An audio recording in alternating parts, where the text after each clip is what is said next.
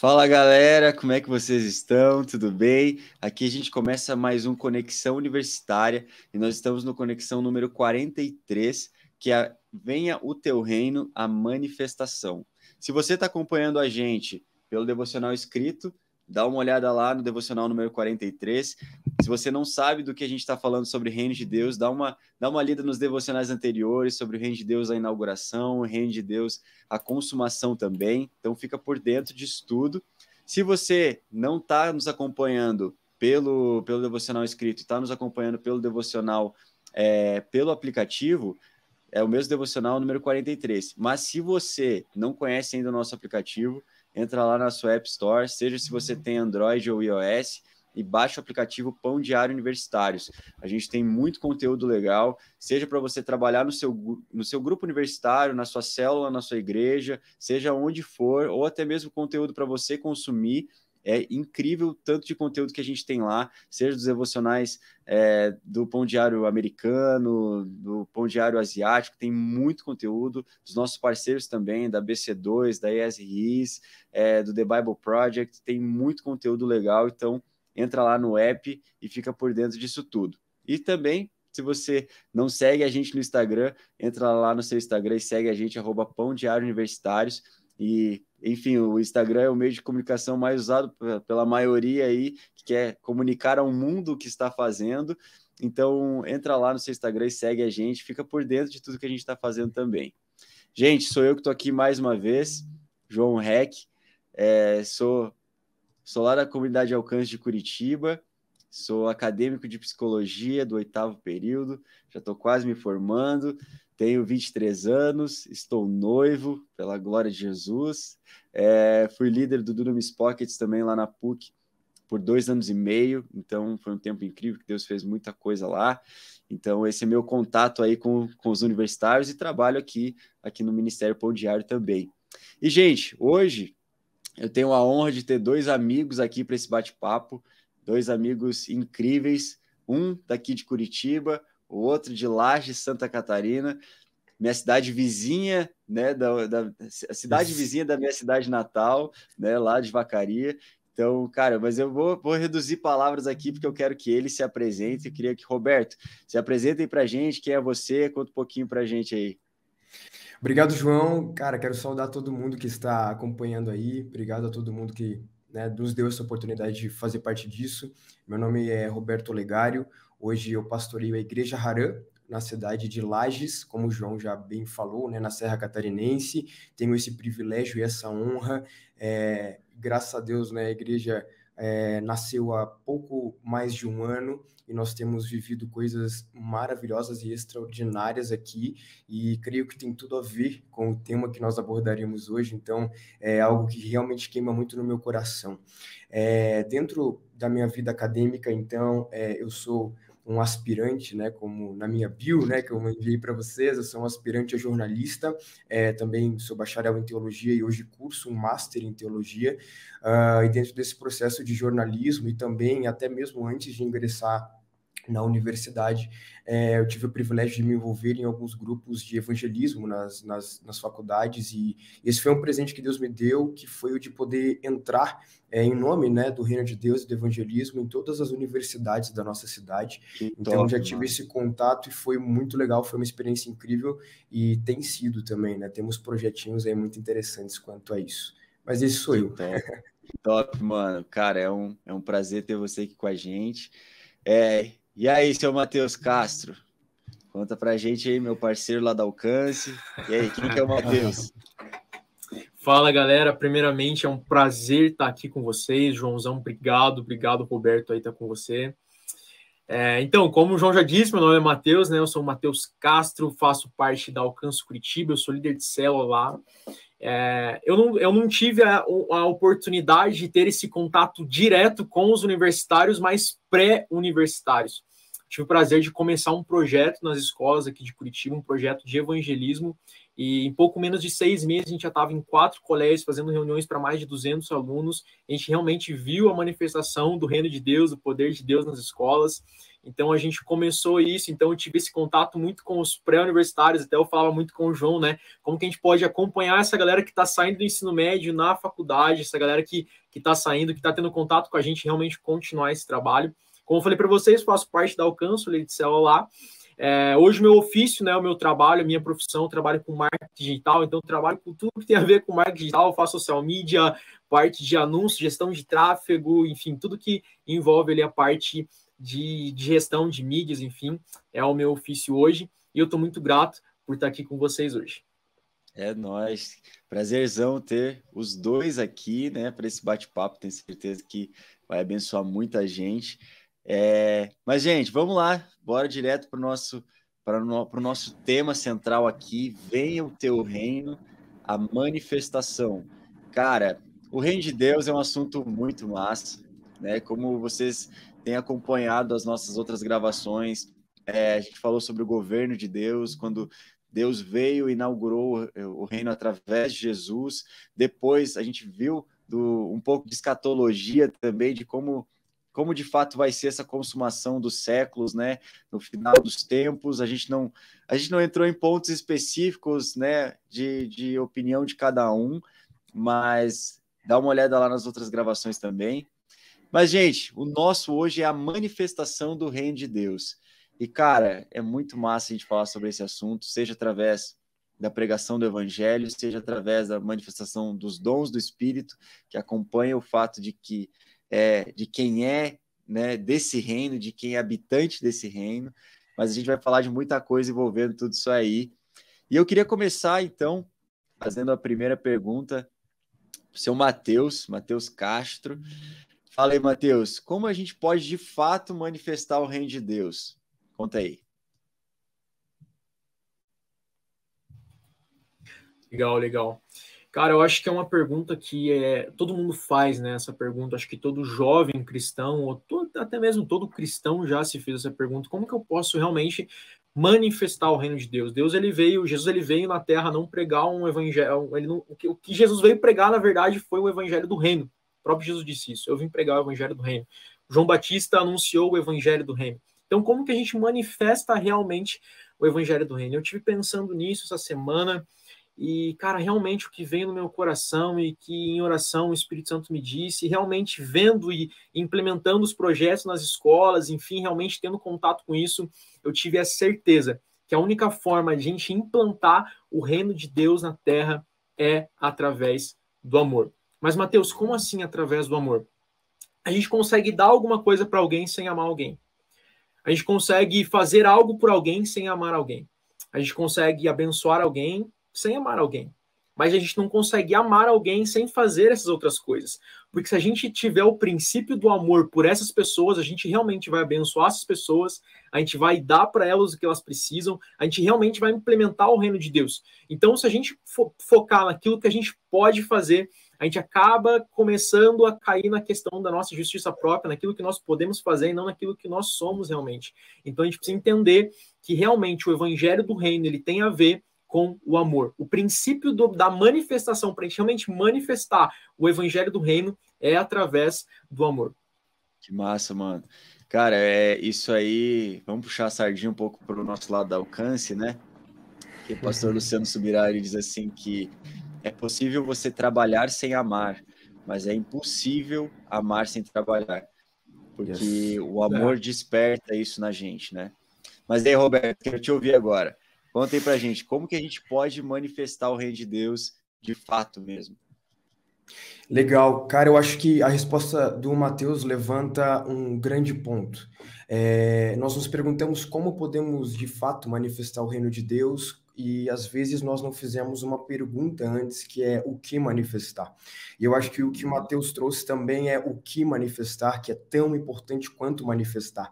Saber o que manifestar é tão importante quanto, né, saber o que pregar, o que levar e qual mensagem carregamos é tão importante quanto levar a mensagem. E dentro desse contexto de o que nós manifestamos, eu creio que a grande resposta é uma cultura. uma identidade. Quando nós falamos de manifestação do reino de Deus, nós não estaremos levando a verdadeira manifestação do reino de Deus sem que nós estejamos carregando o caráter de uma identidade do reino de Deus, né?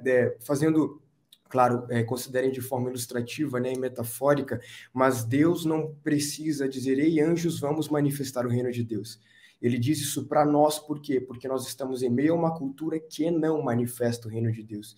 Ou seja, só se manifesta o reino de Deus em um lugar onde ele ainda não foi estabelecido nitidamente.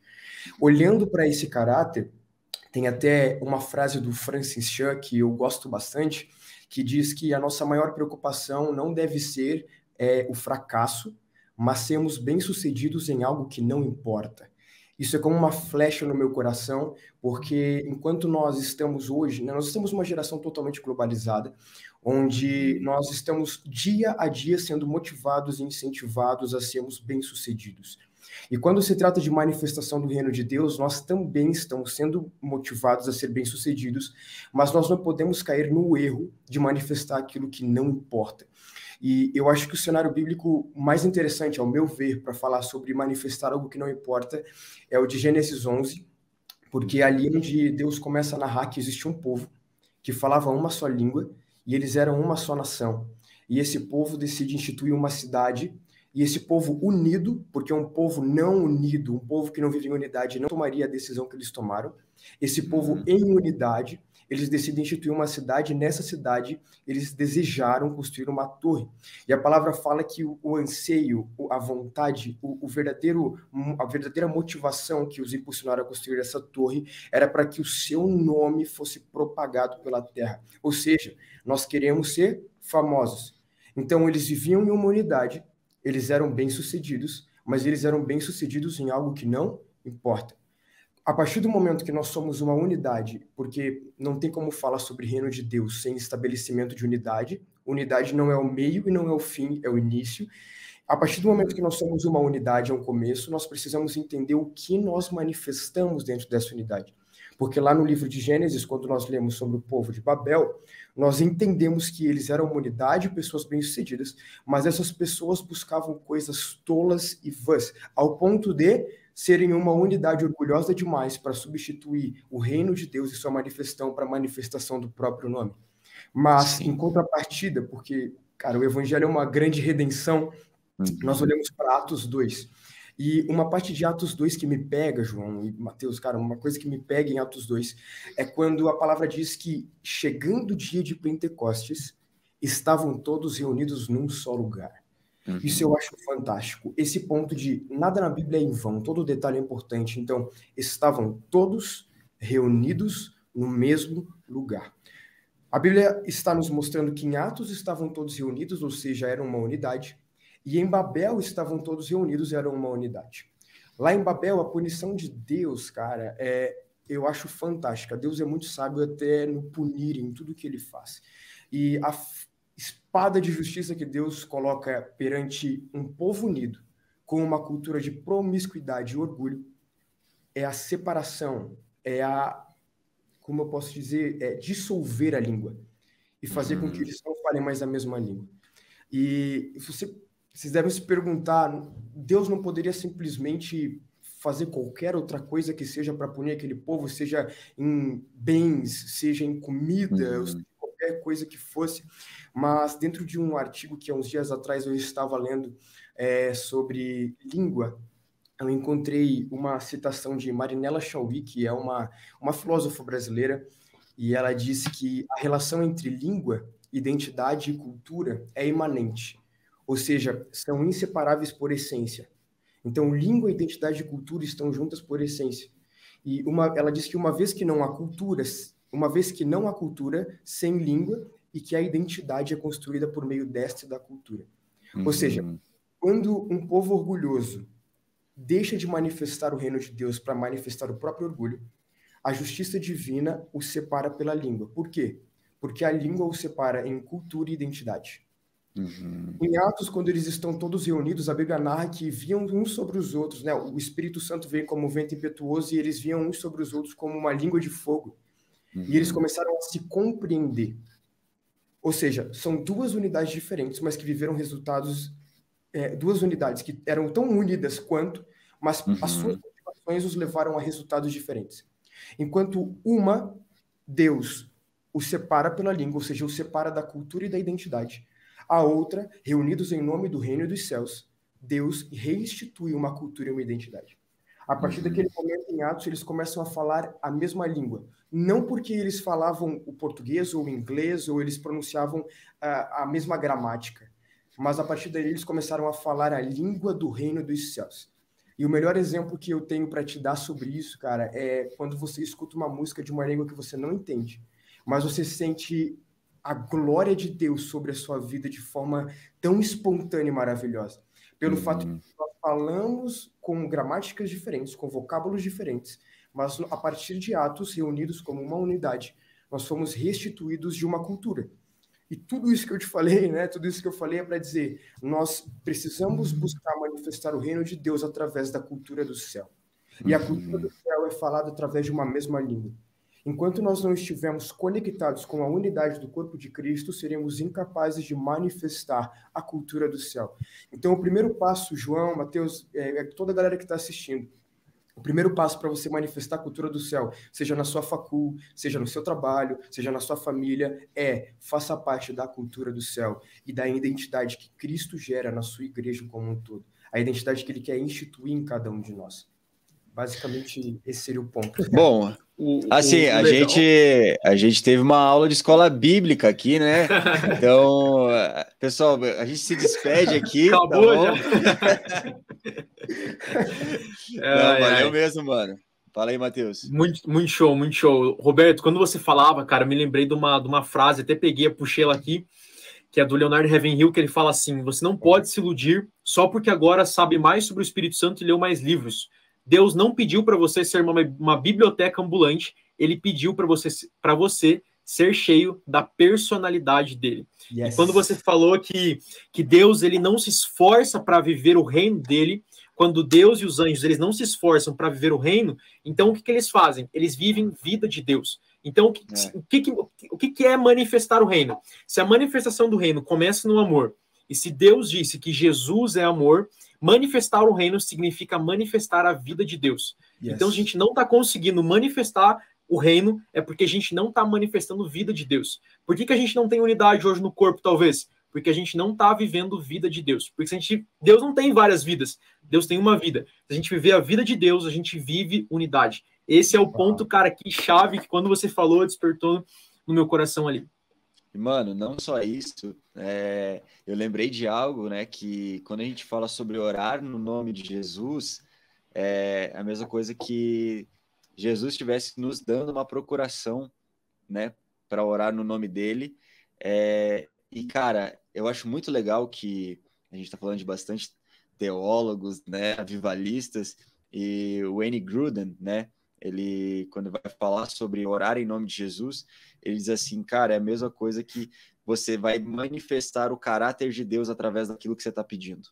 Yes. Entendeu? Porque não tem como você orar no nome de Jesus sem estar atrelado ao caráter dele. Então, isso tudo que vocês falaram, ele é um negócio que se encaixa, né, no fato de, beleza, você quer manifestar o reino de Deus através de amor, através dos dons do Espírito, através de seja o que for.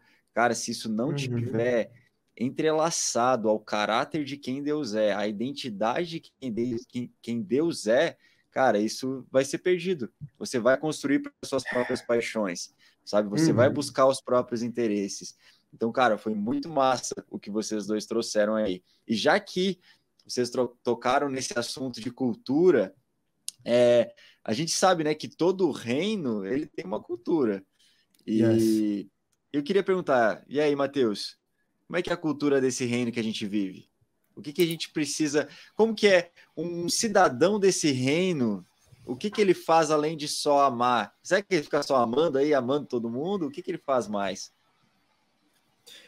Cara, eu lembro de um versículo que é Lucas 13, 29, que ele diz assim: pessoas virão do Oriente e do Ocidente, do Norte e do Sul, e ocuparão os seus lugares à mesa do reino de Deus.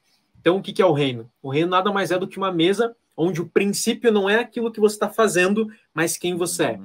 Quando você conhece quem você é, você começa realmente a viver o reino. Mas, Mateus, como que eu conheço quem eu sou? Quando Pedro olha para Jesus e fala, você é o Cristo. Pedro olha para ele e fala, você é Pedro. Então, a gente só consegue ter conhecimento de quem nós somos quando a gente conhece a Cristo. Então, qual que é a cultura do reino, né? Qual que é a cultura do reino dos céus? A cultura do reino dos céus é uma cultura de família, cara. Eu não consigo falar de cultura, eu não consigo falar de reino de Deus se a gente não falar de família, cara. A cultura do reino dos céus é sobre a gente realmente ter esse entendimento de família. Quando a gente entende que a vontade de Deus, a vontade desde o princípio, desde Adão e de Eva, quando Deus criou o homem, era que a gente vivesse em família. Então, qual que são o que um cidadão do reino dos céus faz, né? Qual que é a cultura do reino? A cultura do reino é quando a gente entende que o princípio não é o que a gente está fazendo, mas quem a gente é, e a partir de quem a gente é, a gente começa a fazer. Eu gosto de falar isso porque, assim, cara, geralmente quando me perguntam, e quando as pessoas perguntam também a respeito da cultura, geralmente a galera espera uma receita de bolo, né? Faça isso, não faça aquilo, não faça isso. E, cara, sempre quando me perguntam e esperam isso de mim, eu nunca vou dar essa resposta de receita de bolo, porque eu creio que a cultura dos céus não tem a ver com aquilo que você pode fazer, mas tem a ver com aquilo que você é em Jesus. E a partir do que você é em Jesus, você começa a fazer aquilo que ele é. Porque daí você olha o pai.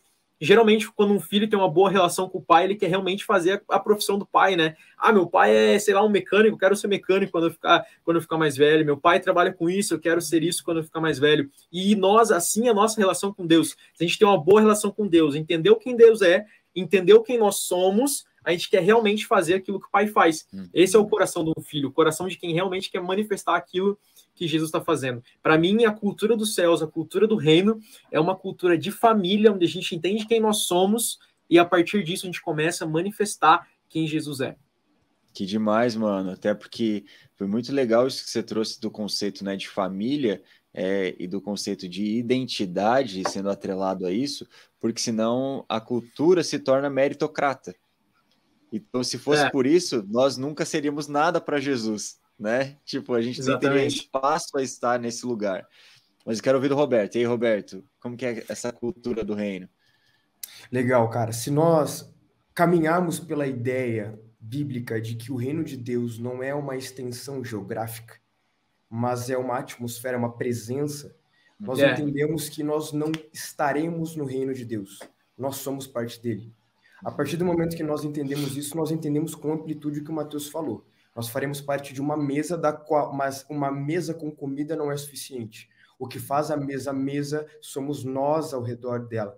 Eu até brinco com a galera, eu falo nas minhas ministrações aqui na Harã, você puxa um pouco para alcance, puxa um pouquinho para H. Eu falo, galera, a nossa busca contínua é para chegar no céu e falar, Jesus, coloca mais cadeira na mesa, porque nós trouxemos mais pessoas. Porque o que compõe o reino de Deus, claro que isso é uma metáfora, uma brincadeira, mas o que compõe esse reino são pessoas. Logo, se o que compõe o reino são pessoas e nós somos parte do reino, a manifestação dessa cultura deve ser o que somos. O nosso testemunho deve ser a prova viva de que Jesus vive. Nós precisamos agir, caminhar e mais, eu acho que planejar, sonhar, alçar voos de acordo com o seguinte pensamento: nós somos parte de um reino que não é simplesmente geográfico, mas é um reino que alcança o nosso caráter e identidade de dentro para fora. Eu acho que esse é o grande ponto aí dessa questão. Que massa, cara, que massa isso que você trouxe. E já vou vincular isso, né? Quando a gente para pensar, né, numa cultura, a gente vê que todo mundo tem o seu papel, né? Um faz uma coisa, o outro faz outra coisa. E nesse sentido, eu queria te perguntar aí, Roberto, como que a gente pode entender o nosso papel no reino de Deus? Uau, cara, entender o meu papel no reino de Deus. Tem o Newton, ele fala um negócio muito legal. Ele ia explicar, claro que ele fala isso numa tentativa de uma explicação de física, e não necessariamente, né, numa questão teológica. Na verdade, não era uma questão teológica. Mas ele diz que a unidade é a variedade, e a variedade na unidade é a lei suprema do universo. Então o cara estava olhando para as leis da física E ele trouxe ele trouxe um sentido extremamente bíblico para explicar a lei do universo, que é o que compõe uma unidade, que é aquilo que a gente está falando até agora, é a diversidade. Compreendendo que a diversidade forma o fato de que somos um, nós precisamos entender que caminhamos debaixo de uma mesma missão, de um mesmo propósito, mas nós nos dispomos em exercício e ofício de formas diferentes. E olhando para essa questão, eu acho que um grande norte que nós devemos ter para entender quem é o Roberto, quem é o João, quem é o Marcelo que está assistindo, quem é a Ana, nós precisamos olhar para a palavra de Deus e filtrar, em primeiro lugar, a nossa identidade pela palavra de Deus, para que nós possamos entender se o ofício que nós estamos vivendo tem a ver com essa missão que é central para todos nós. Entendendo se o nosso ofício é central para a palavra de Deus, nós começamos em intimidade com o Espírito Santo. Isso é uma coisa que nem o Roberto, nem o João, nem o Matheus vai poder olhar para você e dizer, pessoal, esse é o teu ofício. Mas em intimidade com o Espírito Santo é inevitável, gente, é inevitável que você não arda, o teu coração não arda incansavelmente por algo. E é justamente dentro daquele critério que nós falamos atrás. Se nós estamos manifestando algo, significa que a cultura do lugar não condiz com aquele manifesto. Significa que a identidade que nos rodeia, que a sociedade que nos rodeia não condiz com aquele manifesto. Então, você vai sentir dores que outros não estão sentindo perante a cultura. Isso pode acontecer na sua vida. Você vai olhar, e não só de fora da igreja, mas dentro, você vai sentir dores e olhar para lugares onde outros não estão olhando, não para criticar e somar a crise, mas para ser a resposta que aquele lugar precisa para a crise.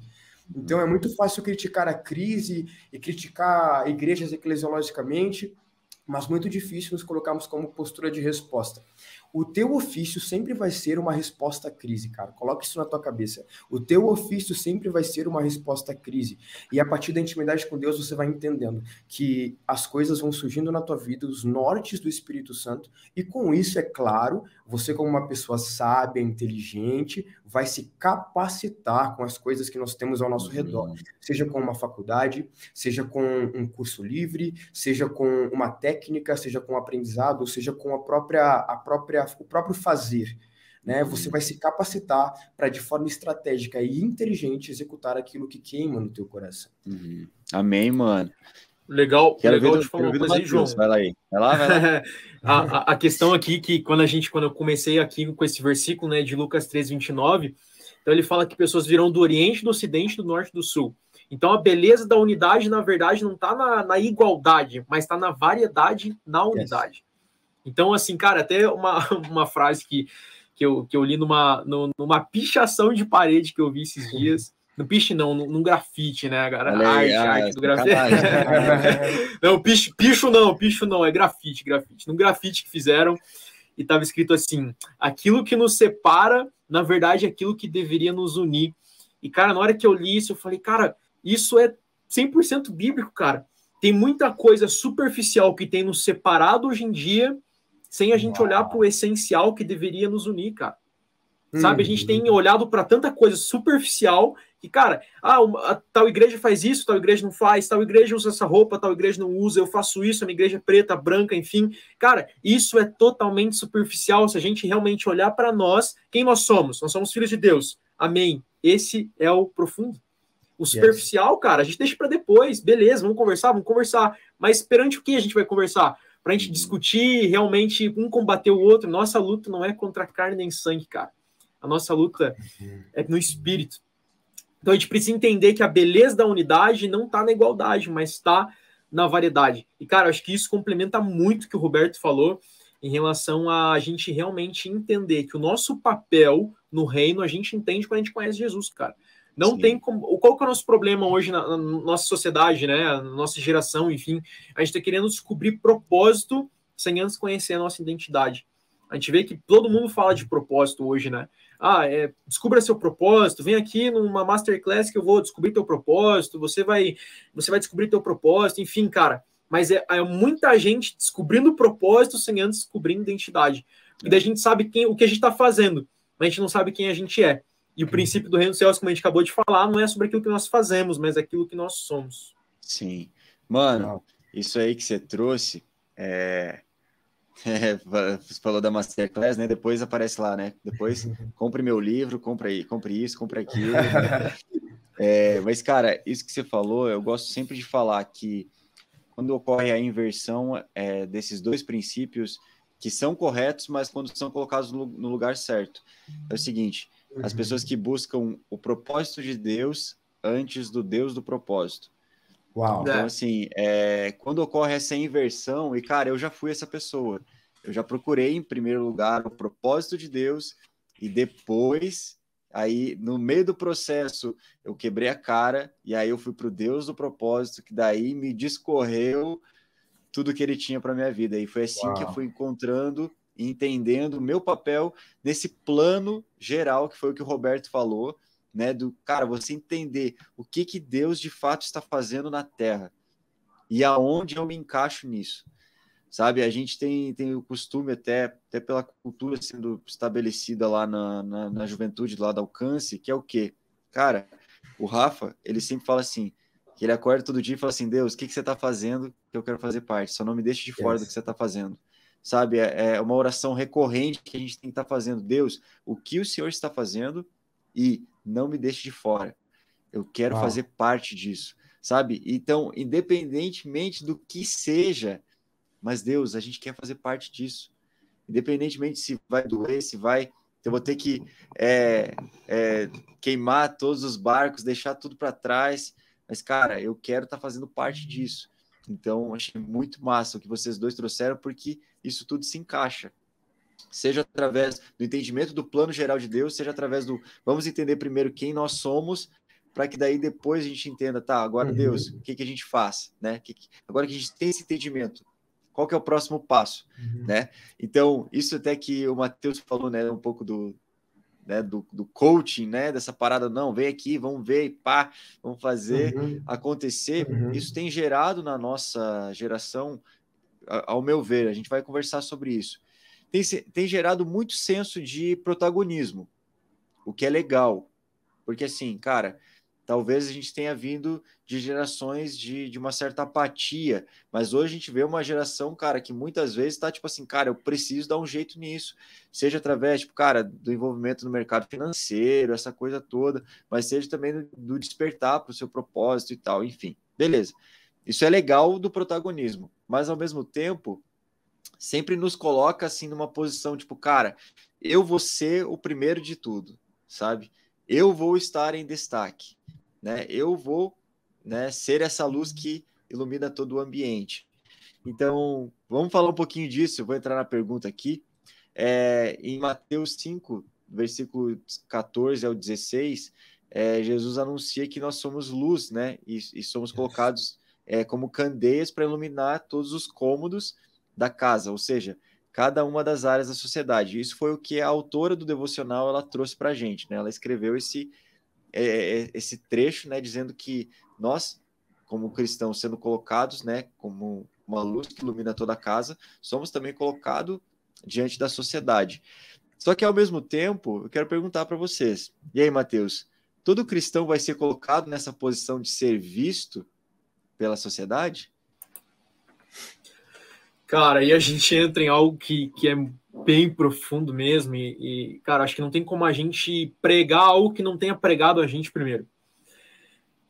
Algum tempo atrás, cara, acho que quando a gente começa a entrar realmente nesse processo de descoberta de propósito, de quem você é, do que Deus, de onde Deus está te colocando, enfim, eu comecei realmente a olhar para essas coisas. Eu acho que todo mundo que almeja talvez algo em Deus, almeja um ministério, enfim, olha para isso e quer realmente pregar o evangelho, ou está envolvido com essas coisas relacionadas ao ministério, a gente acaba caindo num ponto de que a gente começa a olhar para o púlpito sem olhar para o altar. Sabe, a gente está querendo muito púlpito e pouco altar. Matheus, qual que é a diferença de púlpito e altar? Púlpito você aparece, altar você se esconde, cara. Sabe, a gente tem que entender que o propósito de Deus não é que a gente apareça, mas que ele apareça. Então, se o teu propósito, se você falar assim, meu propósito é aparecer, cara, o propósito não é de Deus, cara. Esse propósito é seu. O propósito é seu. Então, pode ser que Deus te faça aparecer, mas isso não pode estar no seu coração. Se está no seu coração que você quer, meu Deus, eu quero aparecer, eu quero... Cara, isso não vem de Deus. O que vem de Deus é que a gente diminua e ele apareça. Então a gente precisa entender isso, cara, porque se a gente olhar para todo mundo que Jesus chamou quando ele estava aqui na Terra, né, quando ele pisava aqui como homem, todos os discípulos que ele chamou eram homens que estavam trabalhando em trabalhos seculares, cara. Eram homens que estavam fazendo os seus ofícios no dia a dia. Até algo é muito louco, cara. Se a gente olhar, Deus não chamou ninguém, Jesus não chegou em nenhum templo, pegou alguém que estava pregando no templo e falou: vem que me segue que eu vou te discipular. Jesus não pegou ninguém assim, cara. Por que a gente acha que existe essa diferença entre o secular e o espiritual, sabe? A gente acha que o cara que talvez está pregando na igreja é mais espiritual do que o cara que está numa mecânica consertando um carro.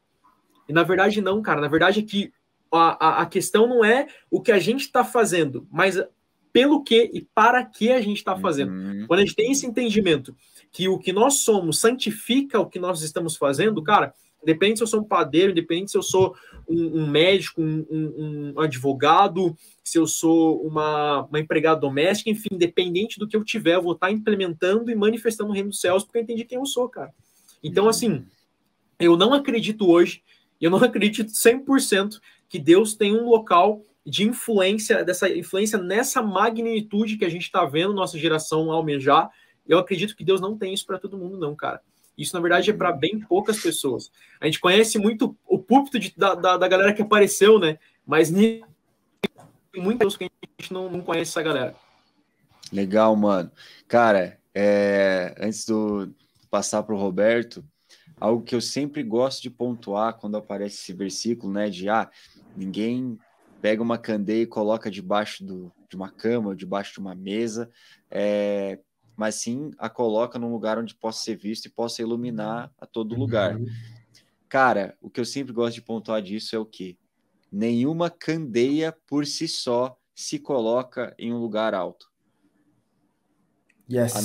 A não ser que Deus venha e pegue, alguém venha e pegue e a coloque num lugar alto onde possa iluminar todo o ambiente. Então, cara, eu sempre gosto de uma frase do Luiz Hermínio que ele diz assim: Deus não exalta homens, Deus exalta a verdade.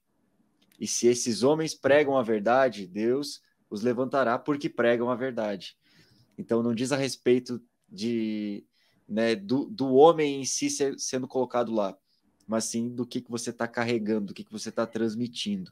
Então, achei legal pontuar isso. Mas quero te ouvir, Roberto. E aí, Deus tem esse holofote para todo mundo aí? Cara, eu creio que olhando para um mundo coaching, né? Olhando para uma geração coaching, nós caímos no mesmo suposto de quando eu comecei falando aquela frase do Francis Chan. As pessoas acabam sendo expostas a tantas mentiras sobre o sucesso que elas se tornaram medrosas demais para serem bem-sucedidas no reino de Deus. E isso faz com que elas tenham muito medo do fracasso. Porque se todo mundo que eu vejo no meu Instagram é bem-sucedido, eu tenho medo de não ser como tais. E o medo do fracasso nos leva justamente a sermos bem-sucedidos em coisas que não importam. E uma coisa que o Mateus falou, e ele falou sobre Jesus não chama pessoas paradas. Esses dias eu estava viajando, divagando, do nada, assim, sabe quando você está fazendo alguma coisa qualquer e você começa a devagar em alguma coisa, te dá um estalo, um insight da palavra de Deus. E o convite que Cristo faz para Pedro é muito específico. Quando Cristo ele convida Pedro, ele diz: Pedro, venha comigo e eu te farei pescador de homens. Ou seja, Pedro, eu quero a identidade do pescador, mas agora eu quero que você usufrua dessa identidade no reino dos céus, cara. Jesus poderia ter feito qualquer convite para Pedro, cara. Pedro, vem comigo que eu vou te fazer um pregador. Pedro, vem comigo que eu vou te colocar no palanque. Pedro, eu vou te fazer pescador. Eu quero Pedro, eu não quero o marceneiro. Eu quero Pedro. E Pedro vai estar no lugar que Pedro deve estar a partir de agora, pescando homens. Então, a tua identidade até meio que vincula o que a gente estava respondendo na pergunta passada. A nossa identidade transformada tem tudo a ver com aquilo que Deus vai fazer de ofício na nossa vida.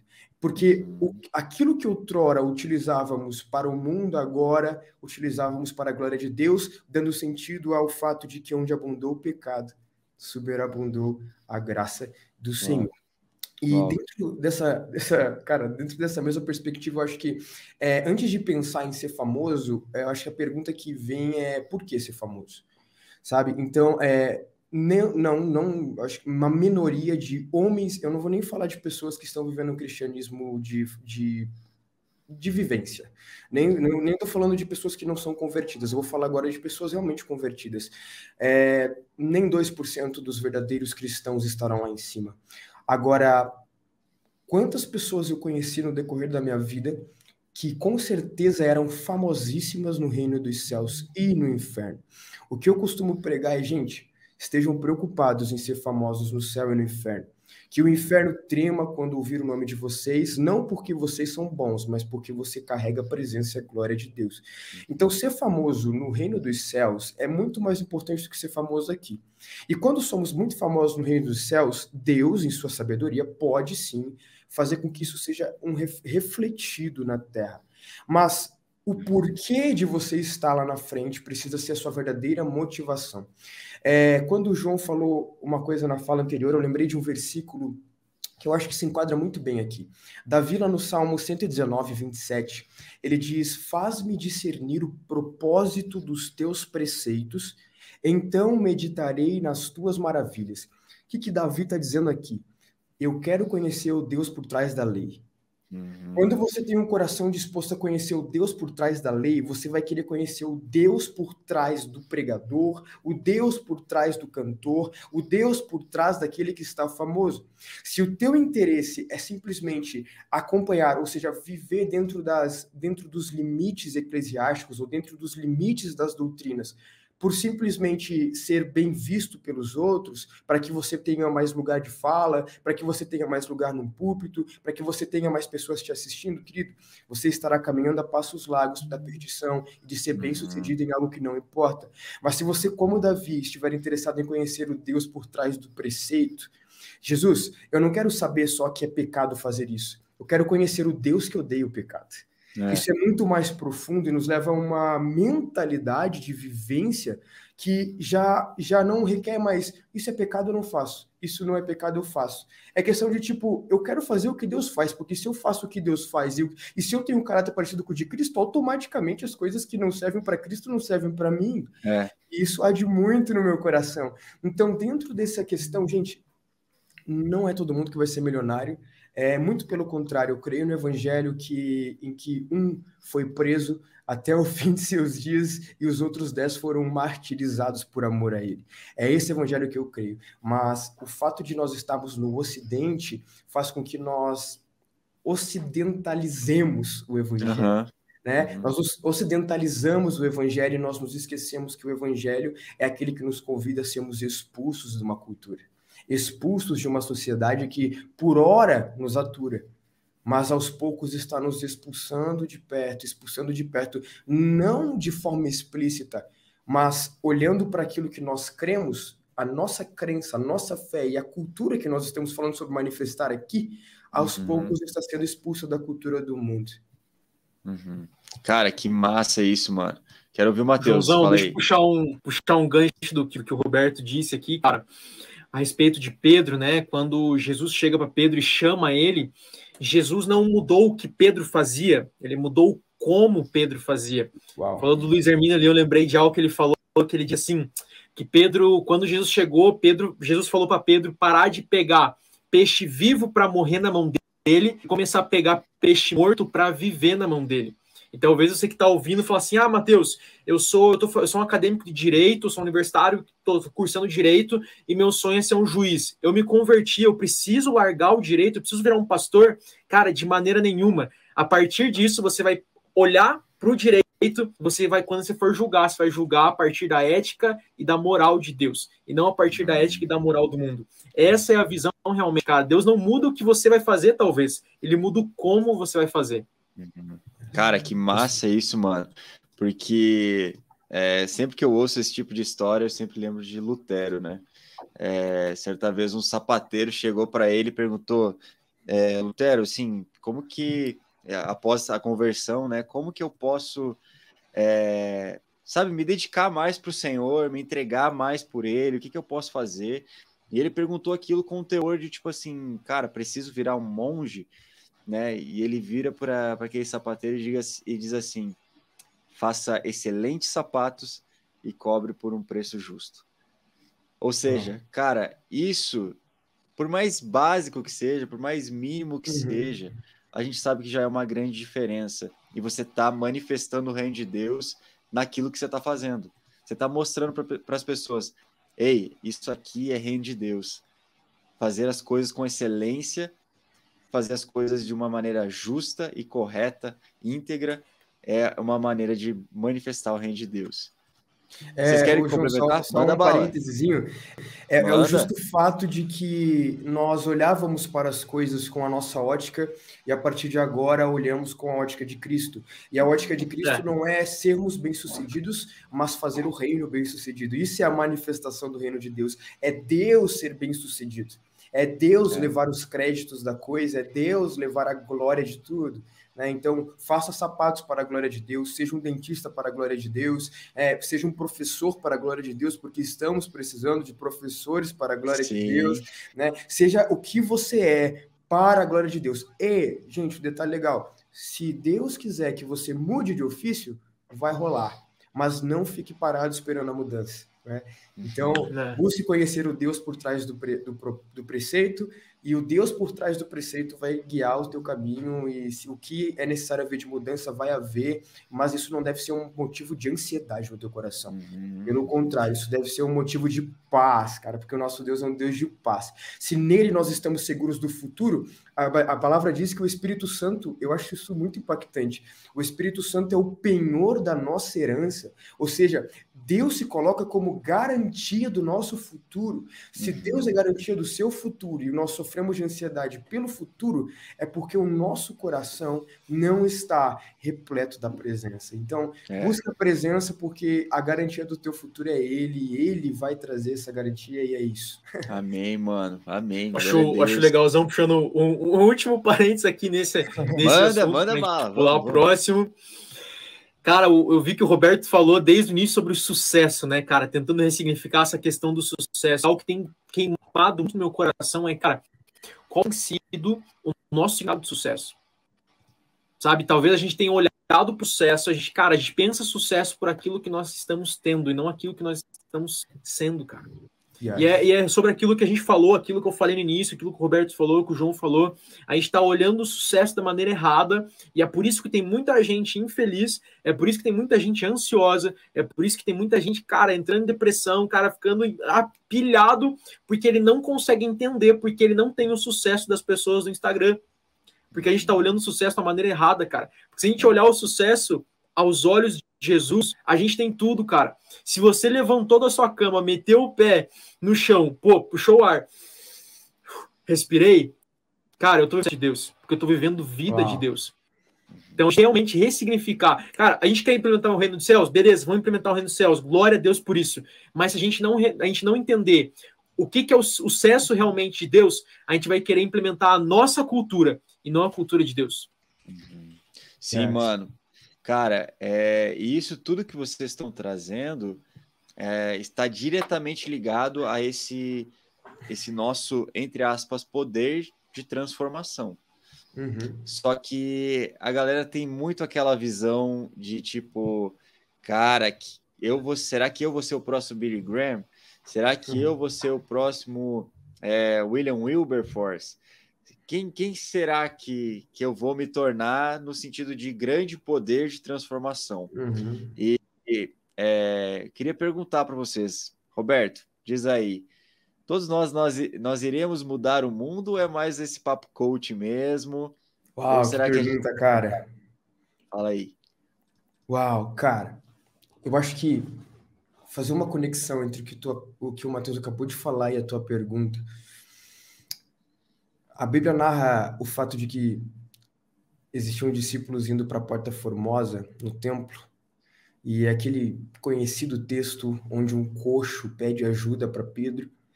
Pedro olha para ele e diz: eu não tenho nada, mas o que eu tenho eu te dou, levanta e anda. E isso vem bastante de encontro ao que o Matheus falou, porque nós podemos ser os maiores distribuidores de cesta básica do mundo, nós podemos acabar com a fome da África e ainda assim nós não fazemos nenhuma diferença espiritual para a vida de alguém. E no momento em que Pedro fala, o que eu tenho eu te dou, levante e anda, é ele dizendo, o que eu tenho para te dar é o que eu sou. E eu sou o reino dos céus, parte dele. Eu trago comigo o reino dos céus e a glória de Deus. Então, ei, levanta e anda. Então, o que nós podemos ser para alguém é mais importante do que o que nós podemos dar para alguém. Embora, quando somos, também temos prazer em entregar. Também temos prazer em dar. Certo? Sim. E aí tu vai me lembrar a tua última pergunta, porque eu não lembro porque eu comecei a falar isso, cara. Não, se todos nós iremos transformar o mundo. O que é transformar o mundo? Nós vivemos dentro de uma Bíblia, dentro de um evangelho, que nos diz que tudo vai piorar. Nos diz que as coisas vão ficar piores do que estão. Então, qual é a busca do cristão por melhorar o mundo? Crendo que nós estamos indo a passos largos da perdição e muitas dessas coisas são inevitáveis. A grande tarefa do cristão na manifestação do reino dos céus, o grande resultado que nós devemos esperar de uma igreja unida em prol de um motivo bem-sucedido, é sermos uma resistência perante a cultura do mundo. Ok? Então, uma igreja que muda o mundo é uma igreja que resiste a ele. Uma igreja que transforma o mundo é uma igreja que não cede à cultura desse mundo. Então, nós não estamos aqui para canibalizar a cultura do mundo. Porque isso aí, cara, a concretização disso daí é com Jesus e nós vamos estar lado a lado com ele. Amém. Glória a Deus. Mas não é canibalizar a cultura do mundo. Ao contrário, nós estamos aqui para resistir à cultura do mundo. E a palavra diz em Atos, eu acho isso fantástico, dentro daquele mesmo contexto que eu trouxe lá da igreja, que estavam reunidos todos em um só lugar, mas a partir dali a Bíblia começa a narrar algumas características também de como a igreja vivia e como eles viviam era fantástico, porque a Bíblia diz que todos os dias eles iam ao templo e de casa em casa para pregar sobre Jesus. Todos os dias, eu prego isso na igreja, eu falo 3 vezes, todos os dias eles iam ao templo e de casa em casa. E qual era a consequência disso? A Bíblia narra, e todos os dias eram acrescentados salvos entre eles. Isso é muito, me arrepia inteiro, cara. Então, qual que é a verdadeira manifestação que gera mudança? É sermos uma resistência à cultura do mundo, ao ponto que a nossa unidade acrescente aos nossos. Pedro, de forma nenhuma, aproveitando Pedro, poderia entrar no mar, lançar uma rede e pescar o mar inteiro. Pescar todos os peixes seria impossível, mas Pedro poderia pescar uma porção, certo? Pedro poderia alcançar uma boa porção de tais peixes. Como igreja, também nós somos chamados a entrar num mar vasto, diverso e por muitas vezes difícil de navegar, e nesse mar lançaremos nossas redes e pescaremos uma porção. E essa porção será santificada. E se nós formos essa unidade, caminhando debaixo disso, nós seremos aqueles que mudarão o mundo, resistindo à cultura dele e mantendo a cultura do céu sólida e firme. E quem ganha com isso, cara? O reino de Deus e, consequentemente, nós ganhamos. Por quê? Porque quando nós resistimos à cultura do mundo e dia a dia nós somos pescadores que acrescentam ao reino de Deus, nós estamos projetando e formulando uma igreja gloriosa perante um mundo de caos. Somos chamados a ser uma igreja gloriosa, não um mundo glorioso. Entende? Então a igreja só é gloriosa porque ela é comparada a um mundo perdido, né? Senão seríamos um mundo glorioso se não tivéssemos pecado. Mas somos comparados a um mundo perdido, logo somos uma igreja gloriosa que não barganhou os seus pensamentos, os seus ideais, a sua palavra, a sua virtude. Sim. Amém, mano. Glória a Deus por isso. Ei, Matheus, todo mundo vai mudar o mundo? Cara, a questão é a gente realmente se perguntar, né, o que realmente é mudar o mundo, né? E o que é realmente revolucionar o mundo. Cara, algo que o Espírito Santo tem falado muito no meu coração é, cara, a primeira revolução, na verdade, a maior revolução que a gente pode fazer é mudar a nós mesmos. Quando em Romanos fala sobre renovar as vossas mentes, ele não fala, cara, renove a mente dos outros. Ele fala, renove a sua mente. Por que a gente está querendo mudar os outros? A gente não está se mudando próprio. A gente não está querendo mudar a nós mesmos, a gente está querendo mudar os outros. Sabe? E quando a gente entende, quando a gente quer mudar os outros, a gente assume o papel de Jesus, porque o papel de mudar os outros não é nosso, não é nosso papel.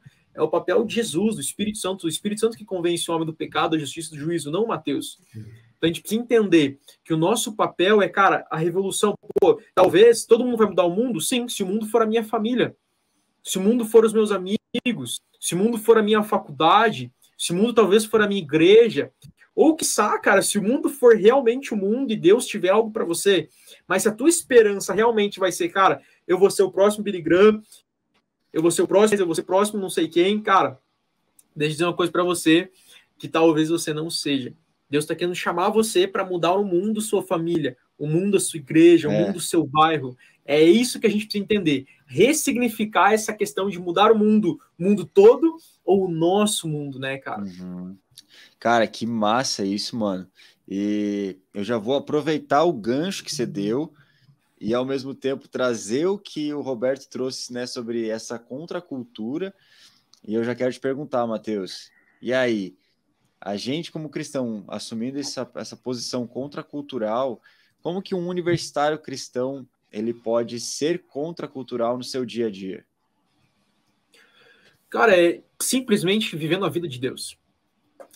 É que nem eu falei no início, né, cara? Eu nunca vou dar uma receita de bolo. Cara, quando você chegar na faculdade, dê paz do Senhor para todos os seus amigos. Quando você chega lá, bote a mão na cabeça do professor e ore por ele, expulse os demônios dele. Não vai fazer isso, cara. Eu nunca vou dar ore em línguas. Quando você vai fazendo a prova, ore em línguas. Nunca vou dar uma receita de bolo. Porque não é sobre uma receita de bolo, mas sobre uma intimidade, que a partir da intimidade com Jesus você começa a se tornar e viver a vida dele. Cara, como que eu posso transformar a minha universidade? Seja igual a Jesus. Uhum. Cara, pense assim, se Jesus andasse no meio da sua universidade hoje, ele transformaria a sua universidade? E a sua resposta eu tenho certeza que vai ser sim. E a pergunta para você é, por que então ele não está transformando? Se ele nos chamou para sermos iguais a ele. Uhum.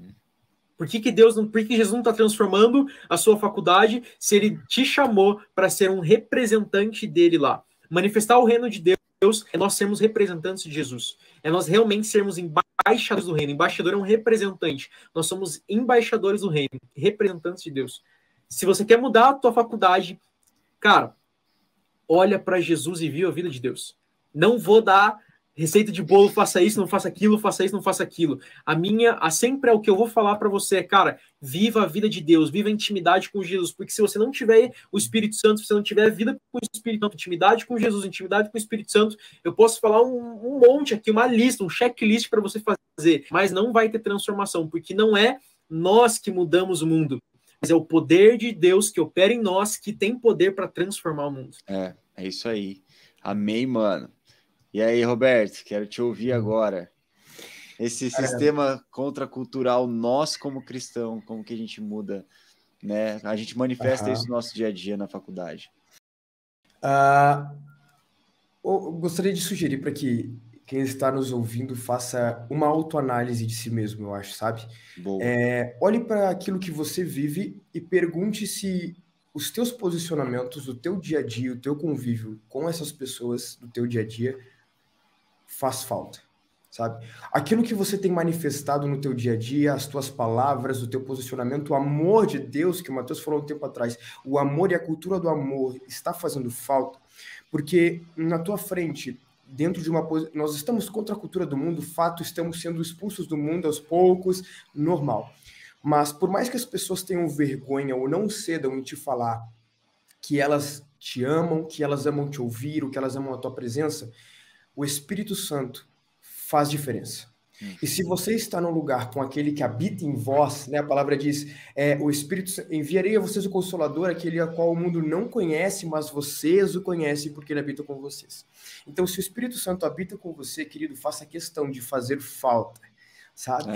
Dentro de uma cultura difícil e dolorosa, quando as pessoas levantarem áreas de guerra por ideias, por mensagens, usufrua do amor. Que você perca para que Cristo ganhe. Que você saia por baixo para que Cristo saia por cima, que você saia em desvantagem para que Cristo saia na vantagem, que você perca dinheiro, se for preciso, para que o reino de Deus se expanda. Eu gosto muito de se não me engano, foi o Rick Warren que falou, uma igreja não deve estar preocupada o quanto o investimento os trará de lucro, mas o quanto de pessoas eles alcançarão. Então, como igreja, a gente tem que ter esse mesmo consenso. Estamos contra o mundo não vai deixar de gritar contra nós. O mundo não vai deixar de gritar com você porque você é mais legal, porque você é pacífico. Não, o mundo vai continuar gritando. Mas você pode vencer todos os pesares do mundo com amor. E um conselho até que veio na minha cabeça, pode ser algo que tem tudo a ver com você. Jesus venceu o mundo e a contracultura ficando quieto perante seus acusadores. Então, muitas vezes, o silêncio é a maior arma que alguém pode usar para levar o amor. Então, ao invés de gritar para defender ideias contra ideologias, ame. Ame e entenda que para aquela pessoa estar falando aquilo, alguma coisa em sua vida, algum contexto ou algum engano recaiu sobre o seu coração. E você, por ter sido liberto pela verdade, não tem o direito de não ser a pessoa que corresponde com amor. Porque quando você corresponde com amor, pode ter certeza, muitos não vão te falar, mas a sua ausência faz falta. Amém, mano. Legal. Pessoal, deixa eu puxar uma última aqui. Uma última para encerrar. Cara, quando o Roberto falou sobre isso, eu lembrei de algo que o Espírito Santo me disse em oração esses dias. Mateus, se você não está disposto a morrer com Cristo, ele falou sobre perdas. Se a gente não está disposto a perder com Cristo, se a gente não está disposto a morrer com Cristo, não espere no terceiro dia também ressuscitar com ele. Se você quer a sua faculdade, espere morrer por ela. Não tem como a gente ganhar algo se a gente não chora por isso. Não tem como a gente ressuscitar com Cristo no terceiro dia se a gente não morrer com ele. É isso. A gente precisa morrer, a gente precisa chorar pelas nossas escolas, pelas nossas faculdades, pelas nossas famílias, a gente precisa angustiar, a gente precisa agoniar, sabe? A fim de que Cristo possa ressuscitar nas nossas casas, na nossa família, na nossa vida, para que Cristo possa, a vida de Cristo possa florescer. Amém, mano. Pô, é difícil fazer live, né, com 2 pregadores. Os cara gostam de pregar, né, mano? Pô, entregar o microfone, os caras já tá. Só falta dar um rodopio. E há 3 horas aqui, cara. Gente, mas que bate-papo abençoador. Eu tenho certeza que abençoou muita gente. Então, se você está sendo edificado ou foi edificado por toda essa conversa, todo o nosso bate-papo, comenta aqui nos comentários do YouTube mesmo. Se você está ouvindo a gente pela rádio, sei lá, envia para a galera aí. Se você também ouviu essa gravação após ela ter sido lançada, ter sido postada no YouTube ou no Spotify, envia para algum amigo, compartilhe com a galera, né? Diz o quanto abençoou sua vida. E, gente, de verdade, quero agradecer mais uma vez a presença do Roberto, do Mateus, grandes amigos mesmo, é uma honra tê-los aqui com a gente. Se você está acompanhando a gente, quero ressaltar mais uma vez que você baixe o nosso aplicativo e fica por dentro de todos os nossos conteúdos, e não só o nosso aplicativo, mas também o nosso Instagram. Segue a gente lá e fica por dentro de tudo que a gente está fazendo, todo o conteúdo que a gente está postando. A gente está produzindo muita coisa legal que em breve vai estar sendo postado, então fica por dentro de tudo que a gente está fazendo. Galera, queria agradecer a vocês mais uma vez, você que nos acompanhou até agora, que Deus abençoe vocês e espero vocês na próxima semana. Valeu, falou e até mais. Falou!